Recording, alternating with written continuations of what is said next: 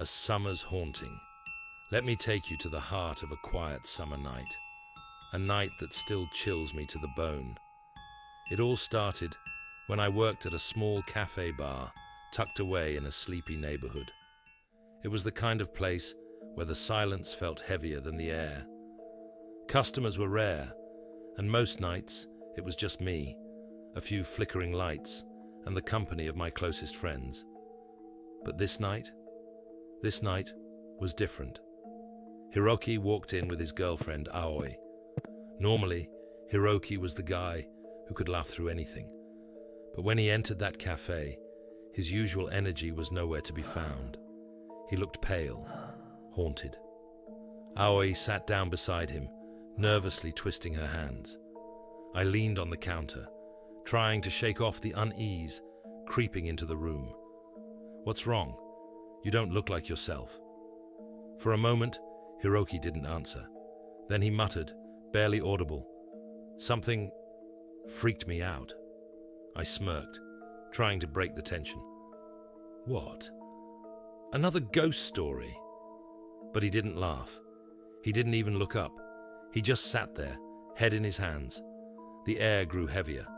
My curiosity burned. After some coaxing, he finally lifted his head and whispered, "I'm not even sure I should tell you this, but it's been messing with my head." Here's what he told me. He had just come back from a school trip and stepped off the train at his usual station. That's when it hit him. He'd left his keys behind.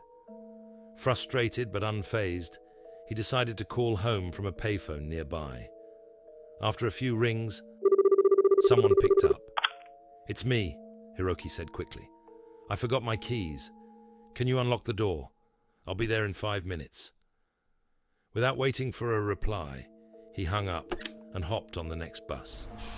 But when he arrived, the house was locked tight. The windows were dark. The curtains hung motionless. It was as if no one had been home for days.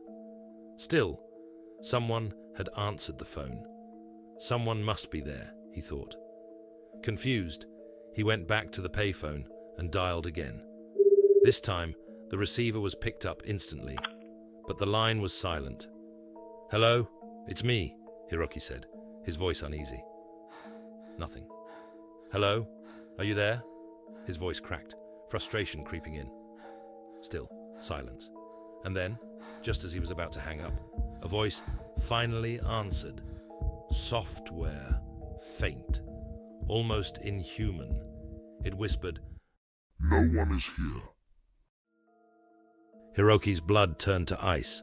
The voice wasn't just chilling. It wasn't natural. It was distant, like it wasn't coming from the other end of the line, but from somewhere else entirely. He dropped the phone and sprinted back to his house. His hands shook as he fumbled with a spare key hidden outside. Bursting through the door, he searched every room, calling out. Nothing. No signs of life. No signs of anything out of place. Except for one thing. The phone in the living room. Its receiver was off the hook, lying on the floor. To this day, Hiroki refuses to talk about it. And me? I can't get the story out of my head.